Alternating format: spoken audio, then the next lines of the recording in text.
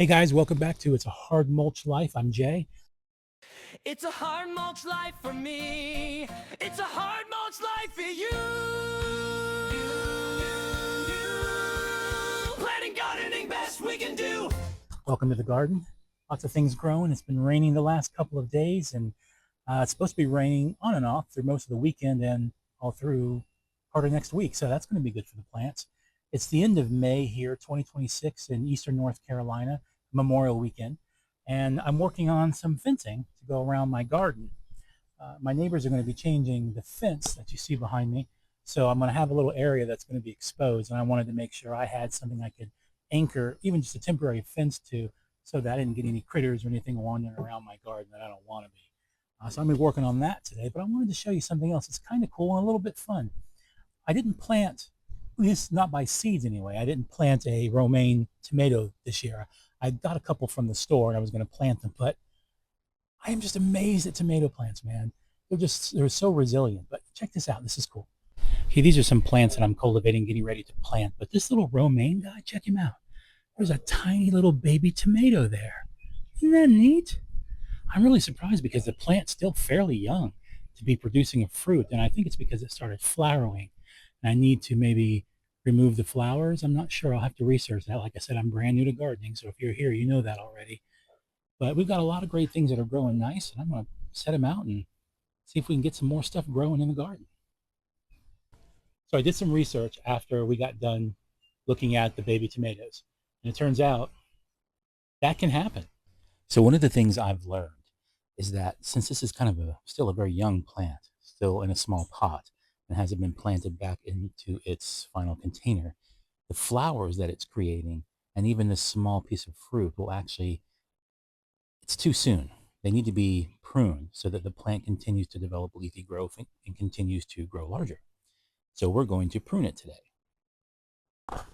And back here, we've got, when I was transplanting a larger tomato plant, we had a stem broke off. So I'm trying to encourage growth in this. So I'll be plucking the flowers off of that one as well. And I've learned this from watching different other garden channels and reading some things and discovering what to do. So if you're new like me, and probably a lot of you, if you're watching my channel, are probably new, you want to just do as much research as you can. So hopefully this will continue to help this plant as it regrows. And then hopefully it'll get enough of a root growth that I can plant it. Because if you look, since this broke off a few days ago, it started to develop quite a bit of root growth. So I might get lucky and actually be able to save this guy, which is very exciting. So whenever you have things like that pop up, and this is the other one, and there's a little flower on this guy too, so I should probably take that off too, just to avoid the same situation. Hopefully that will encourage more leafy growth. But even though this is the wrong time for these guys, sure is pretty cool to see them start to sprout, right? And it's very encouraging. Anyway, off to something else. So back to my fence. I'm building this little wooden fence here. It's going to be encased in chicken wire. And that way it can go all the way up past the garden and anchor itself to where the fence is going to be taken down. Now, I'm just using stuff that I had lying around. A lot of this wood I had from old Halloween decorations that I wasn't using anymore, a haunted house that I made, and a mausoleum. So try to reuse stuff as much as you possibly can. So I want to introduce you to a couple of friends of mine. This is George and Gracie. These are my very first tomato plants that I grew. Now you might notice they don't look so hot. And there's a very good reason for that. And that reason is me. See, when I was first starting out, I started with seeds back in March. I think I said that. So I wanted to get some tomatoes going. So I bought a couple of plants from a local store. Well, nothing wrong with that. That's fine. However, I didn't do my research properly. I made two major mistakes. The first one is I was always told whenever I see the plant start to come up or I get the plant in the ground, I need to put a little trellis or a little tomato framework or something on it to support the plant right away. And I didn't do that because I didn't see a whole lot of growth, because here in North Carolina, between March and the beginning of May, we didn't get hardly any rain at all. So there was a lot of very slow growth. So I didn't see it growing very quickly.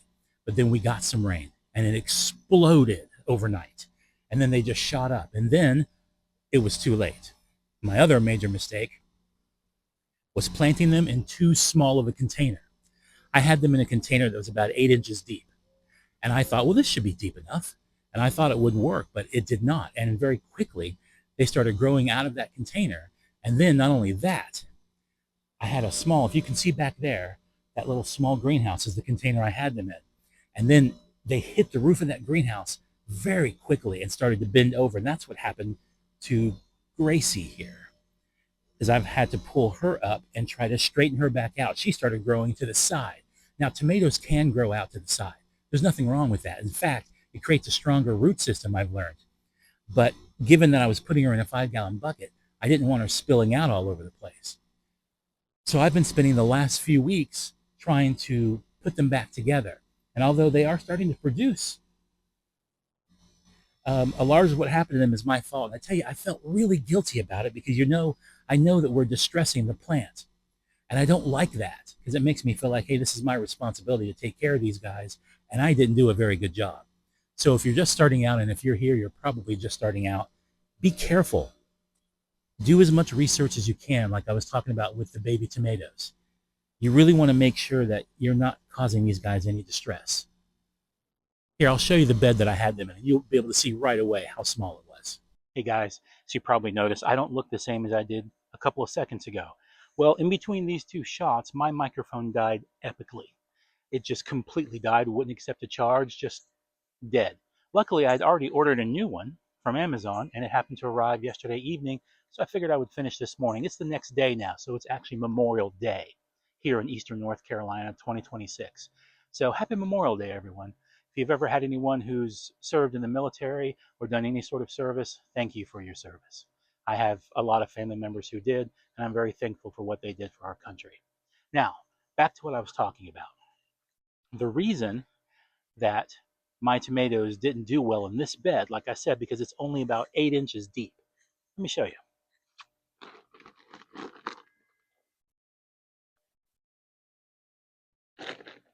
Okay, so as you can see, I mean, there's things you can definitely plant in here, but once they get to be too big or too deep, they're going to have a hard time. And what I noticed, my tomatoes were actually pushing up out of the ground. So it was almost like there's a big mound right there. So if you take my hand, I've got about an average size hand. So you can see how deep that really is. Not very deep.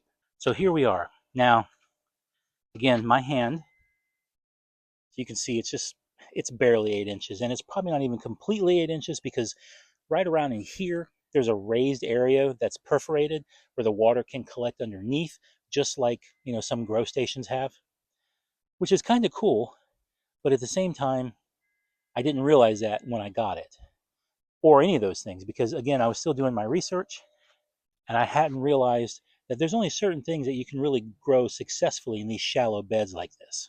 Now, don't get me wrong. I mean, you can grow a lot of stuff in shallow beds, but I think one of the keys is you have to be able to put enough soil in there for wherever you're going to grow is going to be able to root all the way down. And some things like tomatoes and quite a few other things, their root system needs to go down a lot further. So what I've started doing when I want to plant something is I research it and I say, okay, how deep do these roots need to go? How deep does the root of this tomato plant want to go?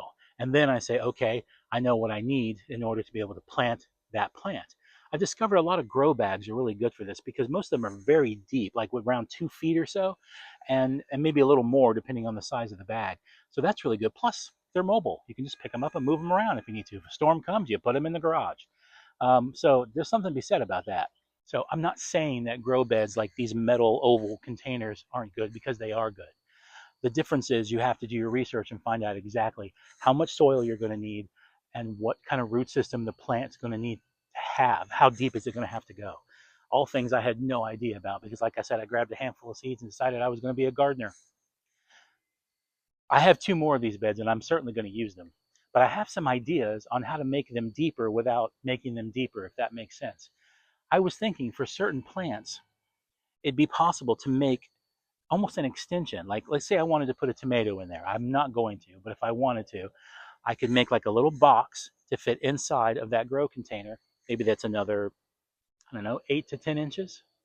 And that would sit on top of the soil that's already in there. And then I could pack more soil into that and then plant something that needs to root deeper in there.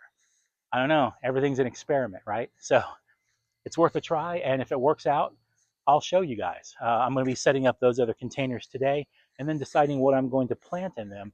And I'm going to try it, I think, because it's worth an experiment. I mean, if it doesn't work, it doesn't work.